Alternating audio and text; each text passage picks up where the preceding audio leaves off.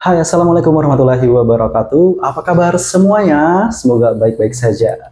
Oke, kali ini di PBT episode 4. Kali ini masih bersama Kak Andri Gromiko, sarjana komedi. Yes. Oke, seperti yang kita tahu, apabila ditanyakan kabar, Kak Andri selalu menjawab baik. Jadi, Baik. Kak Andri lah yang nanyain kabar saya. Coba. Gimana kabarmu, Mas Wahyu? Alhamdulillah baik. Baik secara mental, Fisik, dan cuan baik saja. Oke. Jadi kali ini kita kembali hadir di ruang digital kalian, ruang digital di hadapan kalian semua, di layar, mungkin layar laptop, di layar HP mungkin, ya banyaklah layar-layar apa aja, bukan layar tancap tadi ya. Oke. Ngomongin layar tancap, ada nggak Zaman dulu. Oh, Jangan Gen Z kayaknya nggak kenal deh layar nggak tancap. kenal ya? Kalau dulu itu keren loh layar tancap. Keren ya? Kalau di kota kita, biasanya kalau ada yang hajatan yang orangnya kaya lah ya, dia sewa tuh, ya kan? Oke. Layar tancap. Nggak tahu biayanya berapa zaman dulu, tapi diputar pakai roll gitu kan. Pakai roll ya? Jadi kalau dia lewat tuh kayak ada kayak proyektor gitu deh, Iya. pokoknya. Itu Iya. di untuk Di anak-anak lapangan luas gitu ya. tahun 80-an, 90-an lah ya. 90-an. 90-an ya. Kalau untuk Gen Z yang 2000-an mungkin nggak ada lagi. Nggak ada lagi. Tuh Gen Z. Tapi di zaman kita nggak ada handphone. Iya. Jadi lebih canggih mereka daripada kita. Yes. Oke. Nah, untuk episode keempat ini, tentunya pembahasan kita nggak akan kalah seru dengan episode-episode sebelumnya. Tapi di sini sebelum mulai seperti biasa, saya ingin mengucapkan terima kasih, selalu terima kasih sih untuk kalian yang setia nonton. Iya, jangan bosan. Kemarin ada yang dari Muratara. Yes, Muratara.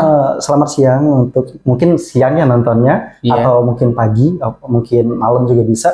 Untuk Mas yang kemarin dari Muratara sempat komen. Nah, untuk kalian yang dari daerah Lubuk Linggau atau sekitarnya juga boleh komen. Iya. Atau boleh juga nih main ke studio kita, boleh nggak? Boleh Studio dong. Kita di mana sih sebenarnya? Ini Di di mana-mana. sini. Di mana-mana. Bisa di mana-mana ya. Yes. Oke. Kita nggak terbatas tempat, ruang dan waktu.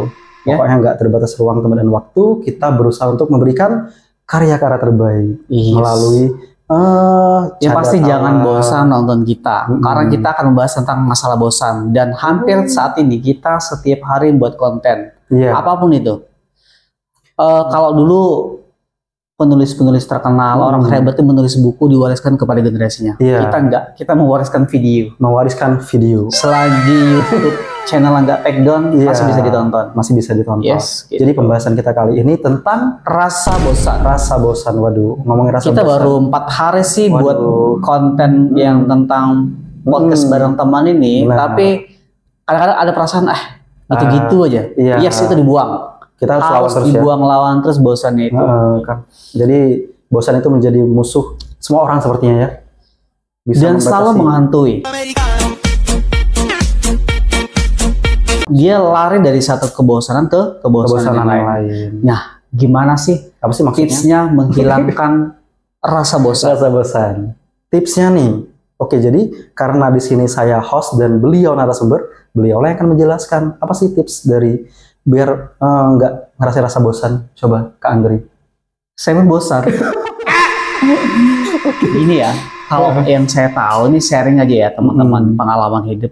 Segala sesuatu hal yang sifatnya rutinitas, apapun itu, mau tempat, makan, dan kegiatan harian, itu pasti mengalami rasa bosan. Rasa bosan. Tapi yang mesti dipikirkan adalah apa sih target yang ingin dicapai? Target yang ingin dicapai, garis bawah ya. Target yang ingin dicapai itu yang apa? dicapai. Maka jangan terlalu tinggi targetnya, buat target-target kecil. Karena kita kecil. itu kalau bisa ngerjain segala satu, yes berhasil. Iya. Kalau misalkan ada yang berhasil, itu perasaan senang tuh ada. Makanya buatnya tuh goalnya kecil-kecil aja. Kecil-kecil aja. Jangan terlalu jauh gitu ya. Oke. Karena kalau terlalu jauh nanti kita bosan, Iya. kita lari ke kegiatan Target lainnya. yang lain. Contohnya nih, kita lagi ngedit video mentok nih. Apa sih temanya? Main game lagi. Oke. Terus bosan main game, lagi malas ngedit video. Lompat lagi scroll TikTok. TikTok. Iya. Jadi, intinya apa? Lari dari satu kebosanan ke kebosanan lainnya. kebosanan Padahal lain. fokus tujuannya ada yang menyelesaikan video targetnya tadi, Oke. tapi nggak dikerjain. Jadi tipsnya mendasar banget ya. Iya. Buat aja goals-goals kecil yang kita bisa meraihnya sehingga kita bisa terus bersemangat. Yes. Jangan sampai mengalami rasa bosan. Kalau misalkan dia terjadi rasa bosan, saya rasa ya, Ronaldo nggak bakalan seperti sekarang. Ronaldo Wati apa Ronaldo Cristiano? Cristiano Ronaldo. Karena di Indonesia kan ada Ronaldo Wati. Iya, ada Kan Ronaldo Wati. nggak tahu. Kan ada sinetron ya dulu. Oh gitu. Nanti ada gambar di sini Ronaldo Wati. Yes. Jadi intinya itu konsistensi dan persistensi. Apa sih konsisten? Konsisten itu dia stabil, terjadwal. Dia misalkan jadwal dia ngedit misalkan dari jam 9 malam sampai jam 10 malam. Oke. Udah, kerjain aja deh. Berulang aja gitu ya. Berulang aja, lakuin. Karena kunci biar berhasil itu ya persistensi dan konsistensi. Persistensi apa sih? Persistensi. Apapun ceritanya. Lagi lesu, lagi malas, kerjain aja dulu deh. Jadi malasnya harus dilawan. Karena malas itu musuh setiap orang sih. Iya benar sih. Dan salah satu itu cara orang menghilangkan rasa bosan atau malas tadi dia ngerjain yang lain. Padahal yang lain itu nggak penting buat mencari dirinya. Pekerjaan atau hiburan yang lain. Yes, itu. Yang akhirnya membuang-buang waktu saja sebenarnya. Buang waktunya dan terbuang percuma. Dan akhirnya ketika waktunya sudah mepet-mepet baru akan dikerjain suatu pekerjaan. Jadinya makanya dibuatkanlah orang ada buat buku kan. Apa namanya itu? List pekerjaan apa? List pekerjaan yang kepepet itu namanya itu. List pekerjaan yang kepepet. Oh, deadline news. Biasa kalau kepepet itu emosional, kemudian geraknya itu lebih cepat. Ya. Tapi biasanya kalau kepepet gitu, tuh hasilnya nggak maksimal. Nggak akan maksimal pasti. Makanya kita cerita pengalaman ya. Kita kan ngajar juga di sekolah. Kadang-kadang kita liatin anak aja tuh. Saya sering ngeliatin sih, yang karena dia aja sekarang umurnya 16-17, berarti Gen Z ya. Gen Z ya. Kok dia selalu ngerjain deh. Kamu buat banner ukuran misalkan 2 kali 1 meter, desainnya sesuai dengan sesuka hatimu. Dengan catatan harus memenuhi unsur desain grafis. Ruang, tekstur, kemudian tata letak, garisnya harus dimasukin semua. White space-nya harus ada. Ketika Pak tinggal sebentar ya, Pak ke bawah ada kerjaan sebentar.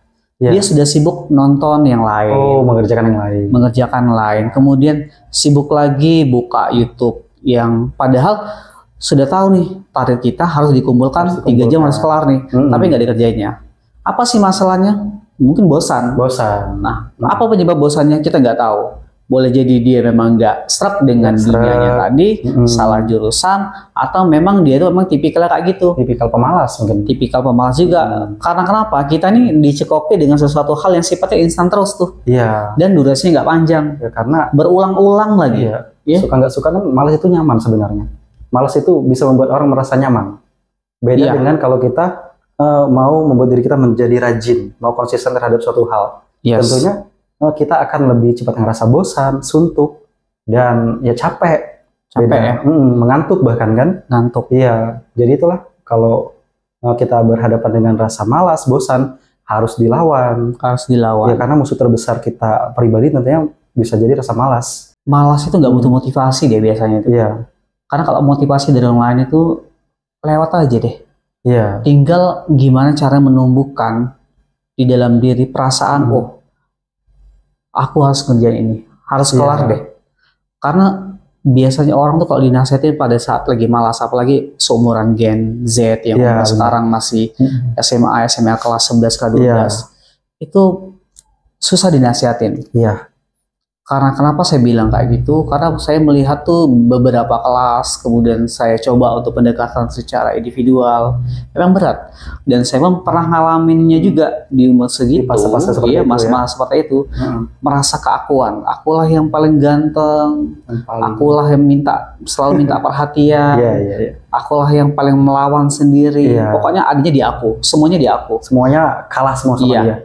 Kayak kakak dalam tempurung. Tapi ketika kita sudah semakin tumbuh dewasa, baru terbuka pikir, oh kayak gini deh, aku dulu kayak gitu.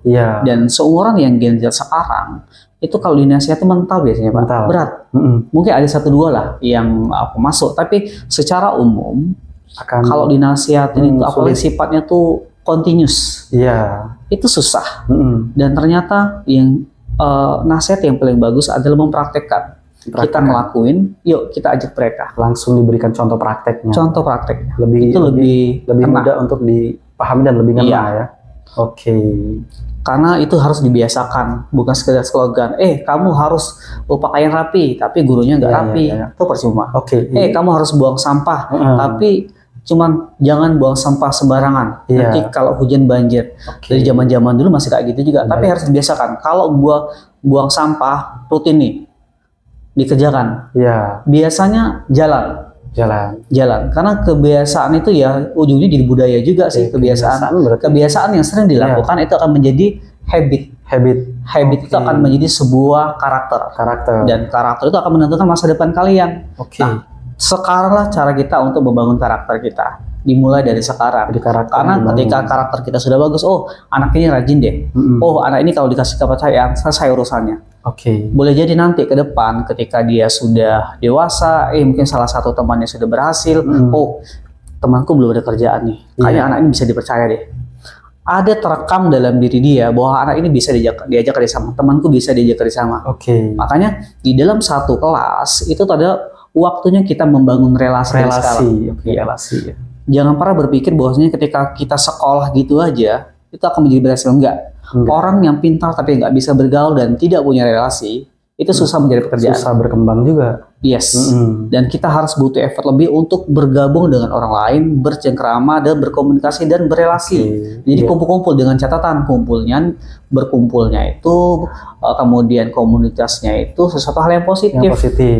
Itu bukannya bicara orang dalam. Contohnya gini deh, misalkan kita lagi nyari kerjaan. Aku IPK-nya, aku nilainya gede. Kok dia yang lulus? Kok dia yang keterima kerjanya? Ketika di hiring kok dia yang keterima? Padahal secara perform kayaknya aku lebih perfect deh.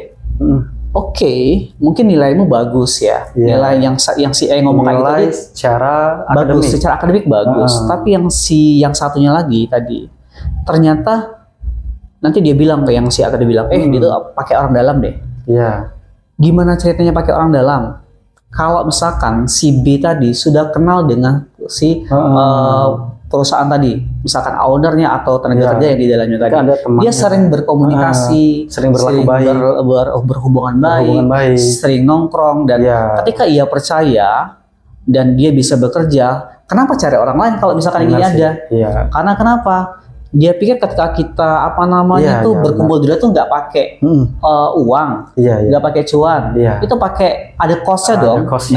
Ada waktu yang terbuang di sana, ada tenaga yang terbuang di sana, kemudian ada uang yang terbuang di sana. Nggak mungkin sesuatu hal itu tadi dia bilang orang dalam, enggak. Itu adalah membangun relasi. Itu ada disebut membangun ya. Membangun relasi. Membangun itu ada tahapan dan prosesnya. Membangun relasi itu sesuatu hal yang paling sulit dan itu butuh proses. Tidak serta-merta orang itu ketika kita bertemu dengan ucapan kita, dengan gaya kita langsung percaya. Enggak. Benar sekali.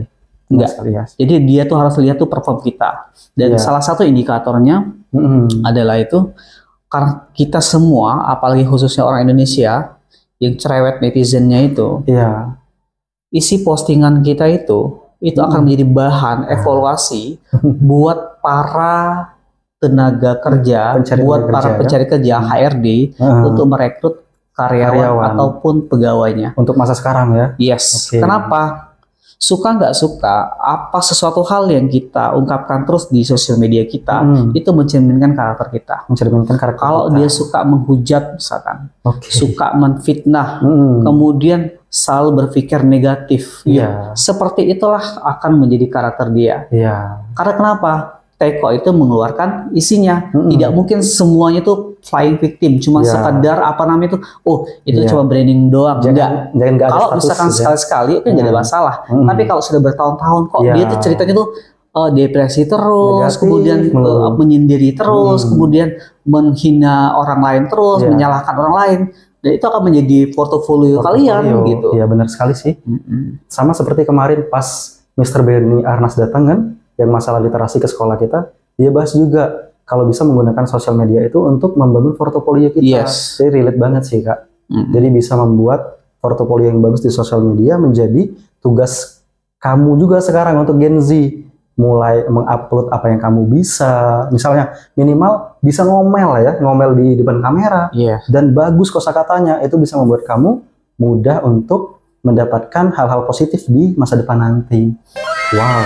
Sekarang ini orang yang nilainya 6, Iya. tapi dia bisa membuat konten yang maksimal, itu nilainya 9. Wow. Dibandingkan orang yang nilainya 9, tapi dia nggak bisa membuat konten. Iya.